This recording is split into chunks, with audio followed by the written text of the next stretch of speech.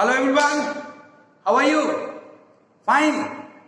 Well, in today's class, we are going to learn about voice.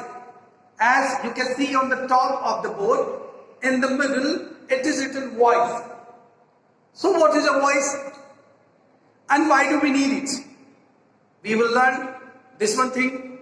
We will learn the basic difference, a structural difference between an active voice and a passive voice.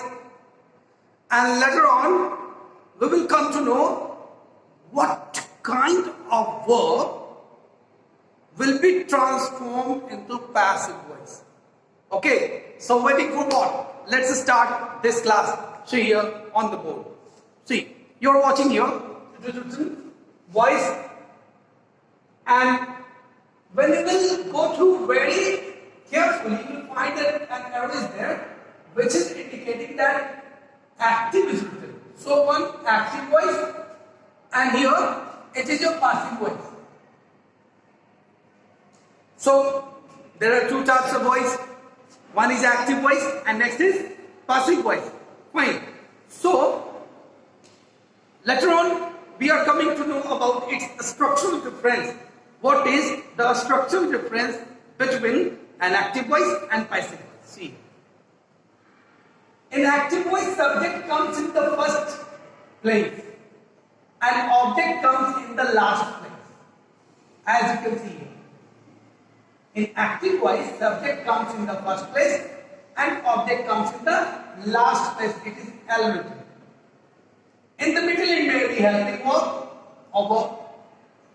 But the basic thing is that the subject will be in the first place and object comes in the last place in the active voice. While when you see the structure of passive voice, you find that object is in the first place, while subject comes at the last. One more thing you find in the note, here note is there. In this note, you see one thing is written, we use V3 in passive voice. Children, whenever you are going to make or transform an active to passive, you need what? The third form of the verb or the past participle form of the verb. So, in the note it's written, we use V30.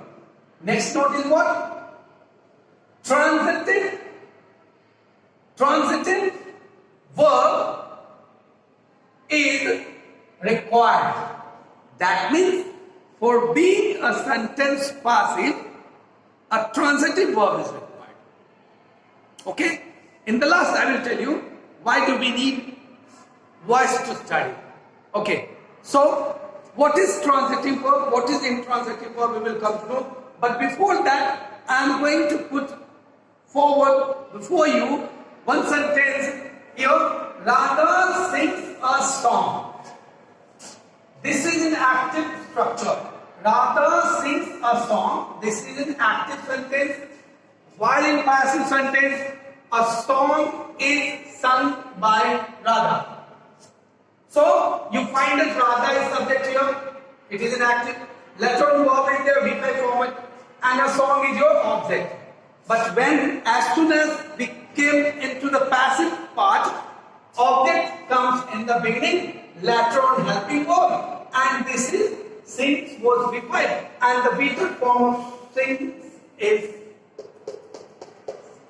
sung, and before subject we are using by. So a song is sung by Radha. Now one more thing, I have told you that we only convert those sentences active to passive which has a transitive verb. Always keep in your mind that when a sentence is containing an intransitive verb, there is no force in the world that which converts this sentence into passive. So this is very much important to identify a transitive verb and intransitive verb. What? To identify a transitive verb and intransitive verb. See here. So there are some techniques. So here verb is there And 2 questions you have to ask from each verb. What are those questions? One is the what, and next one is who. One is what, next one is whom. This will say that whether the verb is transitive or intransitive. So first of all, I am going to put forward some series of verbs. See you. See.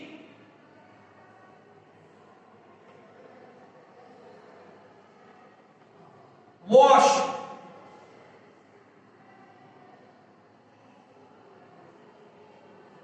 Go. Okay. And in the fourth,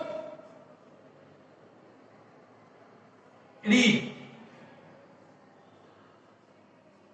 So, in the first you are finding see is here, next one is wash is here, later on go is here, later on read is here. These are verbs, and in those verbs you have to find out whether these verbs are transitive or intransitive. So what you have to do? You have to ask questions.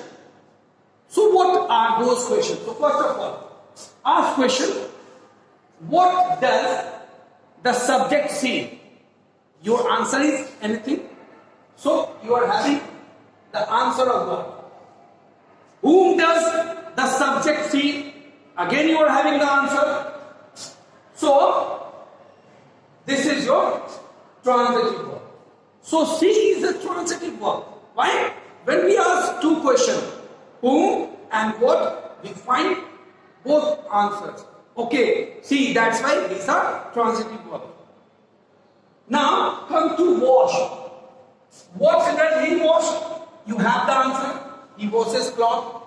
And whom does he wash? You are not going to get this answer. Whom does? So this is irrelevant question. That's why this is also a transitive verb. Children, one thing you also have to keep in mind, at least one answer is required. We have to ask 2 questions. And in that 2, we have to answer only one to identify whether it is transitive or intransitive. Now come to go. So ask question, what does he go? Are you getting its answer? No. So what does he go? We don't have any answer. And whom does he go? Again, you are not having any answer. So go is your what? It is your intransitive. Go is your intransitive, ITV, intransitive verb. And again, read. What does he read? You are getting answer. And whom does he read? You are not getting answer. But still it is giving one answer. So it is a transitive verb. Children, I hope you must have understood the basic difference or the idea how you are going to identify a transitive or intransitive. And we are liable to convert an active sentence to passive only when it is having a transitive verb. Again I am repeating. If the sentence is having a transitive verb, only then it can be transformed into passive. Otherwise, no force in the world can convert it into passive. So, I hope you must have enjoyed this video. If you are not getting in one time, please do watch again and again and again. And wait for my next video. Till then, bye-bye.